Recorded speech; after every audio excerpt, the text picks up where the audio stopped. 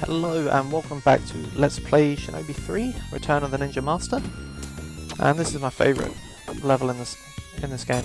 It's great, it has the best backgrounds and the best music in my opinion. Yeah, the level's not too difficult. The boss and the room before him can be a bit troublesome. We'll see how I do. I can usually get to the boss with the power. I've done this game a few times, and as this is my favourite level, I've replayed this level a few times as well. But obviously not before recording, just in the past. Yeah, talking while playing really does lower my abilities, so we'll see how well I do. Probably not too good. And now just up here we have a few items that we're going to get, and a little flying brain thing that comes down, which look a lot better in Shonobi on the 3DS, which is really good by the way. Should totally play that. It's a great addition. These brains that jump out, you get the idea that they jump out because of the broken ones beforehand. And I always forget about that flying brain that comes down. Okay. So, here we go, more of these. That is a bomb, yeah. Okay, now this part's quite awkward. And I'll wait for the bomb to blow up and then I'll show you why. Okay, this first brain on the left, he's going to come out when I jump up, and a flyer's going to come down from the ceiling. And I don't want to break out all the other things, so here we go. There we go. That's how you deal with that part. I've been hit there quite a few times in the past. So let's keep killing these. Okay, and up we go. And it should be the same as last time, another fly up there, so we're going to hang and wait for them to come down. It just makes them a little bit easier, otherwise you end up jumping into them, and we don't want that. Okay, the second one always seems to use the sword. That's another bomb. And this should be about the same as the other one. I think there's none to the right this time, so we can move that way. There we go. Makes him a little bit easier than the one beforehand. No box there, okay. You know, this jumping part is quite simple and easy to do, but because I'm talking I'll probably fuck it up. These little orb things, they electrocute you, and it's not that difficult to do. I have a couple of boxes over here. I'll grab those, and going up. So, you've just got to time your jumps, and jump. Okay, and again. Oh fuck. Ah shit. Got me. Now I'm going to go across the ceiling. There's a couple of boxes over here to the left we want. So I lost my power. There is another one before the boss, although I don't usually get it because I usually keep the one from before. Just the room that you get it in is quite awkward.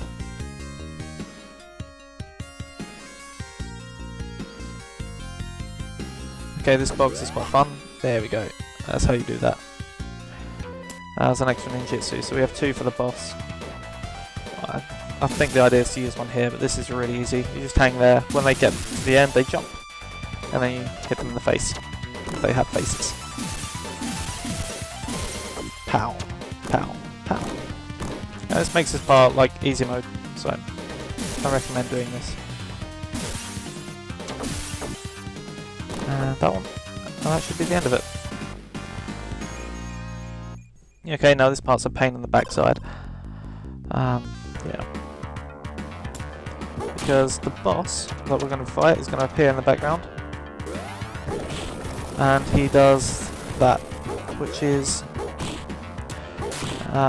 so yeah, you can see the boss. It's like a laser beam. You'll see it when we fight him. So... ah, shit. There goes everything. So I lost that power. I can usually avoid them all, but sometimes it's a little bit awkward. So yeah, I tend not to worry about the boxes that much. Just try and get through without being hit. When it comes up, if you move to the left, it'll instantly go away, and it usually comes back as soon as you get to where you were. And you just got to get in front of it, and once you're in front of it, you can just keep running, it'll never catch up. I should have been a bit more careful at the start. I could have kept the power. And now we're at the boss.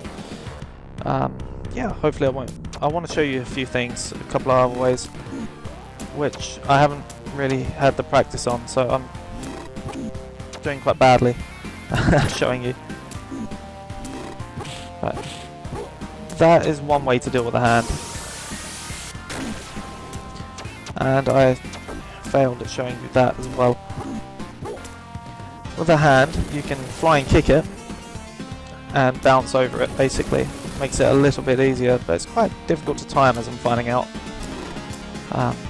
That's how I'd usually deal with a hand. It's just as easy, only that's the flying kick way of doing it. Only the problem with the double jump is sometimes you can't do it correctly because the ground sucks you in.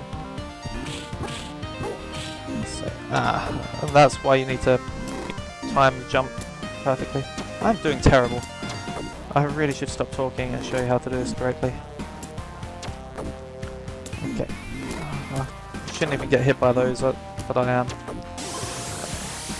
Okay, I'm going to use this, use a ninjutsu just because I am getting low on HP.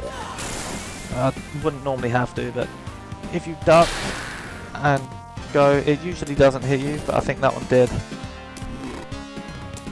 And yeah, that's like my usual way of dealing with a hand. It looks easier, but it's really not. You just got to get used to one or the other. That's how you deal with the falling things. See, that one didn't hit me.